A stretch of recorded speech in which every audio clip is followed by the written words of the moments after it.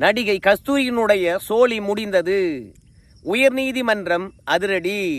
நடிகை கஸ்தூரிக்காக ஆஜரான மூத்த வழக்கறிஞர் ஏ.கே. ஸ்ரீராம் அவர்கள் மதுரை உயர்நீதிமன்ற கிளையில் நீதியரசர் ஜி.ஆர். சாமிநாதன் அவர்கள் கேட்கின்ற கேள்விகளுக்கு சில விஷயங்களை எடுத்து காட்டவில்லையோ என்ற ஒரு எண்ணம் இருக்கிறது.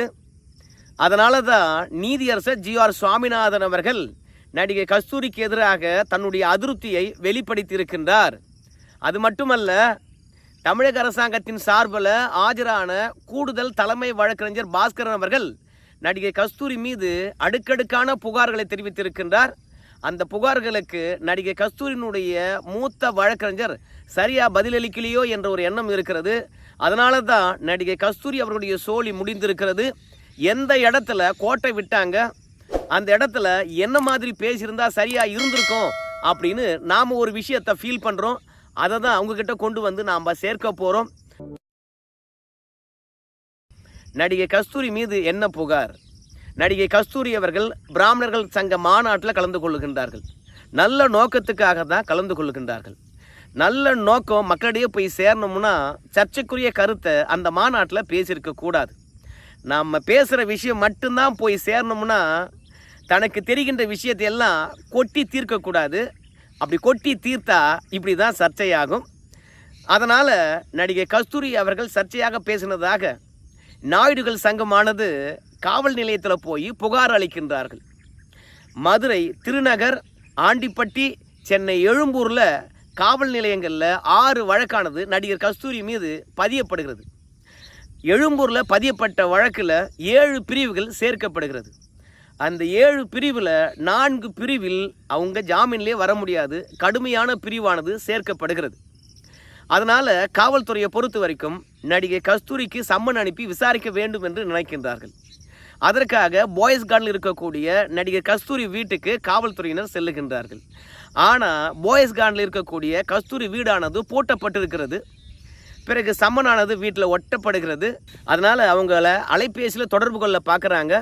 ஆனால் நடிகை கஸ்தூரியினுடைய அலைபேசியானது அணைத்து வைக்கப்பட்டிருக்கிறது. இதிலிருந்து தன்னை காவல்துறை கைது செய்துவிடக்கூடாது என்பதில் நடிகை கஸ்தூரி அவர்கள் எச்சரிக்கையாக இருக்கிறாங்க.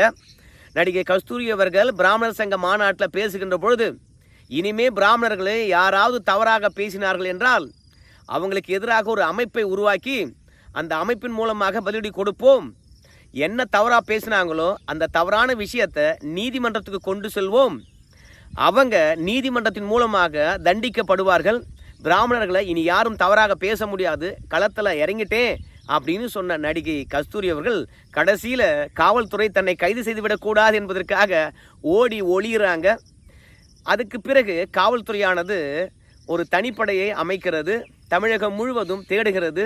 தமிழகத்தில் கஸ்தூரி இல்லை என்று தெரிந்து கொண்டு ஆந்திராவுக்கு நகர்கிறது காவல்துறை.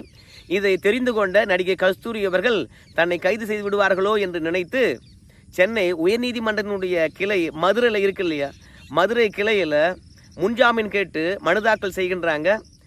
என் மீது பதியப்பட்டிருக்கக்கூடிய வழக்கில் எந்த விதமான முகாந்தரமும் கிடையாது. அதனால் அந்த வழக்கை ரத்து செய்ய வேண்டும் என்று மனு தாக்கல் பண்ணுறாங்க. ஸோ இந்த வழக்கு தான் நீதியரசர் ஜி.ஆர். சாமிநாதன் முன்பாக வருகிறது. அந்த வழக்கில் தமிழக அரசாங்கத்தினுடைய கூடுதல் தலைமை வழக்கறிஞர் பாஸ்கரன் அவர்கள் என்ன குற்றச்சாட்டு வைக்கிறாருன்னு கேட்டிங்கன்னா, ஒரு சமூகத்தை கஸ்தூரி அவர்கள் தவறாக சித்தரித்திருக்கின்றார்கள், அவதூறாக பேசியிருக்கின்றார்கள். இப்படி அவதூறாக பேசியதற்கு எதிர்ப்பு கிளம்பிய பிறகு நடிகை கஸ்தூரி அவர்கள் மன்னிப்பு கேட்குறாங்க. பொதுவெளியில் ஒரு சமூகத்தை தவறாக பேசிவிட்டு பிறகு நான் பேசிய வார்த்தைகளுக்கு மன்னிப்பு கோருகின்றேன் என்று சொன்னால் அது எந்த விதத்தில் அந்த சமூகத்தை சமாதானப்படுத்தும்? நடிகை கஸ்தூரி அவர்களை கைது செய்து தண்டனைக்கு உட்படுத்த வேண்டும். இவங்களை இன்னைக்கு விட்டுட்டீங்கன்னா இதே மாதிரி நிறைய பேர் இந்த சமூகத்தை அவதூறாக பேசுவார்கள். அதனால் நடிகை கஸ்தூரி அவர்களை கைது செய்து அவங்களுக்கு உரிய தண்டனையை வழங்கணும். அதனால் அவங்களுக்கு ஜாமீன் கொடுக்கக்கூடாது அப்படின்னு தமிழக அரசாங்கத்தின் சார்பில் வாதத்தை வைக்கிறாங்க. உடனடியாக நடிகை கஸ்தூரி சார்பில் ஆஜரான மூத்த வழக்கறிஞர் ஏ.கே. ஸ்ரீராம் அவர்கள் என்ன சொல்கிறாருன்னு கேட்டிங்கன்னா, ஒரு சமூகத்தை நடிகை கஸ்தூரி அவர்கள் பேசலை, ஒரு குறிப்பிட்ட சிலரை மட்டும்தான் நடிகை கஸ்தூரி அவர்கள் அப்படி குறிப்பிட்டு இருக்கின்றார்கள் அப்படின்னு தன் வாதத்தை வைக்கிறாரு. அதுக்கு நீதியரசர் ஜி.ஆர். சாமிநாதன் அவர்கள் என்ன சொல்கிறாருன்னா, ஒரு சமூகத்தை பேசல, ஒரு சிலரைத்தான் பேசியிருக்கின்றார்கள் என்றாலும் கூட அந்தப்புறம் என்ற வார்த்தை ஏன் அங்கே வந்தது? இரண்டாவது, தெலுங்கு பெண்களை பற்றி ஏன் அவங்க பேசினாங்க அப்படின்ற ஒரு கருத்தை நீதியரசர் முன்வைக்கிறார். அதுக்கு நடிகை கஸ்தூரி சார்பில் என்ன சொல்கிறான்னு கேட்டிங்கன்னா, தமிழகத்துக்கு அந்த காலத்தில் ராஜாக்கள் வந்தாங்க, ராஜாக்களுடன் வந்து ராணிகளும் வந்தாங்க. அந்த ராணிக்கு சேவை செய்வதற்காக சில தெலுங்கு மக்கள் வந்தாங்க. அவங்க தான் இங்கே வந்து பிராமணர்களை தமிழர்கள் இல்லை என்று சொல்லிக்கிட்டு இருக்கிறாங்க என்று சொல்லிட்டு அந்த புறத்துக்கு வேலை பார்க்க வந்த ஒரு சில பேரைத்தான் குறிப்பிட்டார்கள் நடிகை கஸ்தூரி. அப்படி சொல்லும் பொழுது தான் அந்த புறம் வந்தது, பெண்கள் என்ற வார்த்தை வந்தது. எந்த இடத்திலும் சரி பெண்களையும் அவமதிக்கவில்லை, அந்த புறம் என்ற வார்த்தையும் விமர்சனத்துக்கு உட்பட்டது கிடையாது அப்படின்னு வந்து நடிகை கஸ்தூரி சார்பில் முன்வைக்கப்படுகிறது. அதற்கு பிறகு நடிகை கஸ்தூரி அவர்கள் என்ன பேசினாங்க என்ற விஷயமானது நீதியரசர் ஜி.ஆர். சாமிநாதன் அவர்களுக்கு போட்டு காட்டப்படுகிறது. ஜி.ஆர். சாமிநாதன் அவர்கள் கஸ்தூரி அவர்கள் பேசின விஷயத்தை பார்த்துவிட்டு அவர் என்ன கருத்தை தெரிவிக்கிறார் அப்படின்னு பார்க்கும் பொழுது, தெலுங்கு மக்கள் எங்கிருந்தோ வந்தவர்கள் அல்ல, அவங்க தமிழகத்தினுடைய ஒரு அங்கம். அவங்கள போய் எங்கிருந்தோ வந்தவர்கள் போன்று நீங்கள் பேசியிருக்கீங்க.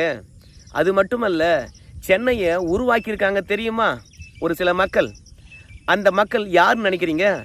முழுக்க முழுக்க தெலுங்கர்கள் தான் சென்னையை உருவாக்குனாங்க, வேற யாரும் உருவாக்கவில்லை அப்படின்னு நீதியரசர் ஜி.ஆர். சாமிநாதன் அவர்கள் தன் கருத்தாக முன்வைத்தார். நடிகை கஸ்தூரி அவர்கள் தன்னை ஒரு சமூக ஆர்வலர் என்று காட்டிக்கொள்ளுகின்றார். ஆனால் சமூக ஆர்வலராக இருக்கக்கூடியவங்க எப்படி ஐயா ஒரு சில பேர் மன காயப்படுகின்ற அளவுக்கு விமர்சனங்கள் முன்வைக்க முடியும்? இது மாபெரும் தப்பு. அது மட்டும் இல்லை, நடிகை கஸ்தூரி அவர்கள் பேசியிருக்கின்ற வார்த்தைக்கும் அவங்க மன்னிப்பு கேட்டிருக்கின்ற விஷயத்தையும் இரண்டையும் ஒப்பிட்டு பார்க்கின்ற பொழுது தான் பேசிய பேச்சுக்கு தான் சொன்ன வார்த்தைக்கு மன்னிப்பு கேட்ட மாதிரி தெரியலையே. அதனால் நடிகை கஸ்தூரி அவர்கள் பேசினது மிகப்பெரிய தவறு அப்படின்னு கண்டித்திருக்கின்றார்கள். அது மட்டும் கிடையாது, தமிழக அரசாங்கத்தினுடைய சார்பில் சில கருத்துக்கள் முன்வைக்கப்பட்டது. ஒரு சமூகத்தையே தவறாக பேசிட்டாங்க. எந்த சமூகம் அப்படின்னும் பொழுது தெலுங்கு சமூகம் அப்படின்னு வந்து தமிழக அரசாங்கம் வந்து குறிப்பிட்டு, நமக்கு கேரளா கர்நாடகாவுடன் வந்து சில பிரச்சனைகள் இருக்கிறது. ஆனால் ஆந்திரா தெலுங்கானா இந்த 2 மாநிலம் வந்து நமக்கு நட்பு மாநிலங்களாக இருக்கிறது. இந்த நட்பு மாநிலங்களாக இருப்பதன் காரணமாகத்தான் தமிழர்கள் 40% பேர் வந்து திருப்பதி சென்று வருகின்றார்கள். தமிழர்கள் அவங்களுக்கு எந்த பிரச்சனையும் இல்லாமல் இருக்கிறது. ஆனால் பிராமணர்கள் சங்க மாநாடு என்று சொல்லிவிட்டு ஒரே சிந்தனையுடன் கொண்ட நிறைய பேர் அதில் கலந்து கொண்டிருக்கின்றார்கள். அவங்க திட்டமிட்டே ஒரு சமூகத்தை அவமதிக்க வேண்டும் என்றுதான் ஒன்று கூடினார்கள். அப்படி திட்டமிட்டே ஒன்று கூடிதான் ஒரு தெலுங்கு சமூக மக்களை அவமதியாக பேசியிருக்கிறாங்க. இந்த அவமரியாதையாக பேசின விஷயமானது தெலுங்கு மக்களை உசுப்பேற்றி இருக்கிறது. 2 மாநிலங்களுக்கு இடையில் சமூக நல்லிணக்கத்தையும் நட்புறவையும் முறிக்கிற மாதிரி இருக்குது. அதனால் நடிகை கஸ்தூரி அவர்களுக்கு ஜாமீன் வழங்கக்கூடாது அப்படின்னு வந்து தமிழக அரசாங்கத்தின் சார்பில் கேட்கப்பட்டது. இதில் எங்கே கோட்டை விட்டாங்க அப்படின்னு பார்க்கும் பொழுது நடிகை கஸ்தூரி அவர்களே தெளிவுபடுத்தியிருப்பாங்க. ராஜாக்களுடன் வந்த பெண்களுக்கு அந்தப்புற வேலை பார்க்க வந்தாங்க இல்லையா, அவங்க தான் வந்து ஆண்டாண்டு காலமாக தமிழ் மண்ணில் வாழக்கூடிய பிராமணர்களை வந்தேரிகள் என்று சொன்னாங்க.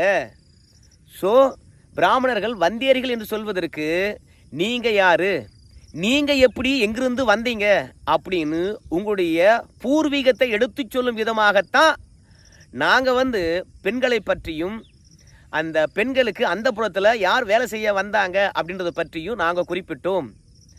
ஆண்டாண்டு காலமாக பிராமணர்கள் வந்தேரிகள் என்று சொல்லுகின்ற போது வராத கோபம், தமிழக அரசாங்கமானது பிராமணர்களை எப்படி வந்தேரிகள் என்று சொல்லலாம், ஒரு சமூகத்தை எப்படி நீங்கள் அவமதிக்கலாம் அப்படின்னு கேட்காத தமிழக அரசாங்கம் ஒரு சில பேரை குறிப்பிடுகின்ற போது மட்டும் ஒட்டுமொத்த தெலுங்கு சமூகத்தையும் அவமதித்து விட்டதாக வந்து இன்றைக்கு வாதாடுகிறதே, இது எப்படி சரியா இருக்கும்? நான் மட்டுமே இந்த தமிழகத்தில் இந்த மாதிரி வார்த்தையை பயன்படுத்தலையே. இதே தெலுங்கர்களை நாம் தவறாக பேசலை, ஆனால் தெலுங்கர்கள் வடுகர்கள் என்றும் வந்தேரிகள் என்றும் அரசியல் எதிர்நிலைப்பாடு கொண்டவங்க நிறைய பேர் இந்த பூமியில் எங்களை ஆள்வதற்கு தெலுங்கர்களுக்கு என்ன தகுதி இருக்கிறது என்று பேசி கொண்டு இருக்கின்றார்களே, அவங்கெல்லாம் வெளிப்படையாக தெலுங்கு மக்களுக்கு எதிராக அரசியல் செய்கின்ற பொழுது, வந்தேரிகள் என்று சொல்கின்ற பொழுது, வடுகர்கள் என்று சொல்கின்ற பொழுது, ஆந்திரா தெலுங்கானா தமிழர்களுக்கு இடையே இருக்கக்கூடிய நட்பு பாதிக்காத பொழுது, நான் ஒரு சில பேரை குறிப்பிடுகின்ற போது மட்டும் எப்படி நட்பு பாதிக்கும்? ஏற்கனவே இந்த தமிழகத்தில் நிறைய பேர் அப்படி பேசிக்கிட்டு தானே இருக்கிறாங்க. அவங்க மீதெல்லாம் என்ன நடவடிக்கை எடுத்தாங்க அப்படின்னு எடுத்து காட்டியிருக்க வேண்டும். நான் சொல்லாத ஒன்றை தமிழக அரசாங்கமானது திரித்து கூறுகிறது அப்படின்னு நடிகை கஸ்தூரியுடைய வழக்கறிஞர் எடுத்து சொல்லியிருக்க வேண்டும். அது மட்டும் இல்லை, நீதியரசர் அவர்கள் சொன்ன கருத்தில் எனக்கு ஒன்றில் உடன்பாடு கிடையாது. சென்னையை உருவாக்கிடுறதுல முக்கிய பங்கு தெலுங்கர்களுக்கு இருக்குது அப்படின்னு சொன்னால் கூட பரவாயில்ல. முழுக்க முழுக்க தெலுங்கர்கள் தான் சென்னையை உருவாக்கினாங்க அப்படின்னு சொல்லும்போது நமக்கு வருத்தமாக இருக்கிறது. ஏன்னா சென்னை என்பது திருவள்ளுவர் காலத்தில் இருந்தே இருக்கக்கூடிய ஒரு பகுதி. அப்போது சென்னையில் யாரா வாழ்ந்தாங்க அப்படின்னு பார்க்கும்போது பூர்வ குடிகளாக 3 சமூகங்கள் வாழ்ந்தது. அந்த 3 சமூகமே தமிழ் சமூகம்தான்.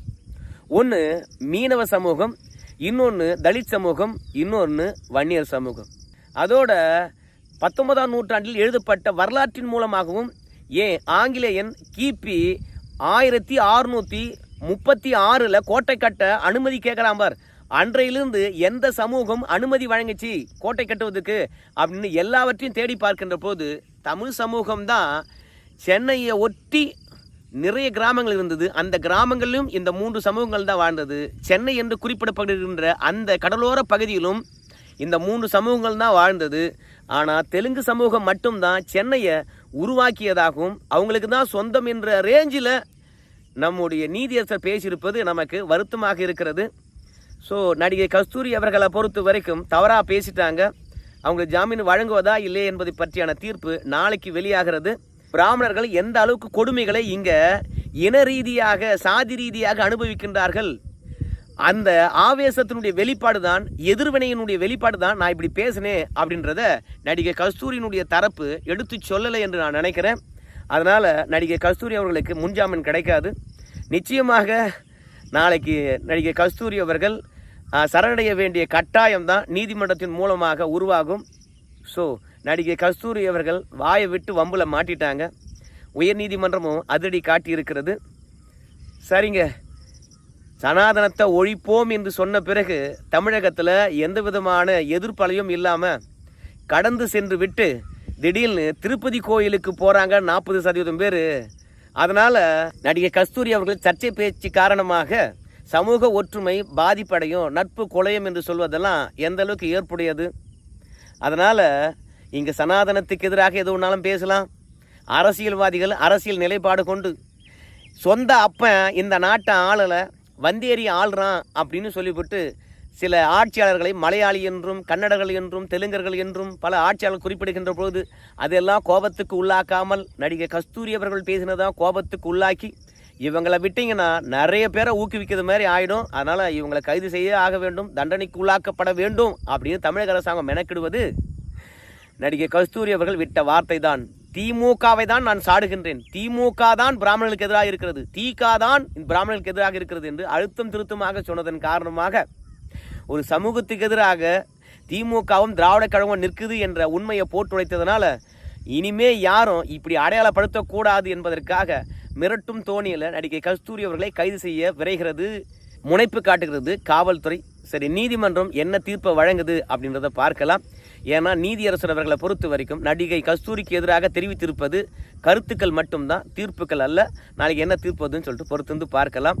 என்ன இருந்தாலும் நடிகை கஸ்தூரி அவர்கள் தைரியமான பெண்மணி, 2வது சமூக அக்கறை கொண்டவங்க, எத்தனையோ வழக்குகளை பார்த்தவங்க, எத்தனையோ அவதூறுகளை பார்த்தவங்க. அவங்க இந்த வழக்கை எப்படி எதிர்கொண்டு எப்படி மீண்டு வராங்க என்பதை பொறுத்து பார்ப்போம். என்ன ஒரு வருத்தம்னு கேட்டிங்கன்னா, யாருக்காக களத்தில் இறங்கி பேசினாங்களோ அவங்க யாரும் நடிகை கஸ்தூரிக்கு பின்னாடி இல்லை என்பது தான் மன வருத்தம். பிராமணர்கள் சங்கம் நடிகை கஸ்தூரிக்கு எந்த மாதிரியான உதவி பண்ணியிருக்குது என்பதை பற்றி தெரியல. அர்ஜுன் சம்பத் நடிகை கஸ்தூரி அவர்கள் பேசுனது தப்பு கிடையாது. கடந்த காலங்களில் தெலுங்கர்களை எப்படியெல்லாம் அரசியல்வாதிகள் விமர்சனம் பண்ணியிருக்காங்க என்பதை பற்றியெல்லாம் அர்ஜுன் சம்பத் அவர்கள் பட்டியலிட்டு இருக்கின்றார். இதெல்லாம் நீதியரசருடைய கவனத்துக்கு போகுமா என்பதை பற்றி தெரியாது. அப்படி கவனத்துக்கு சென்றால் நடிகை கஸ்தூரி அவர்கள் சர்ச்சைக்குரிய விஷயமா இருந்தாலும் முதன்முறையாக இப்படி பேசப்படலை என்பதை புரிந்து கொள்வார் என்று நான் நினைக்கிறேன். நன்றி நண்பர்களே.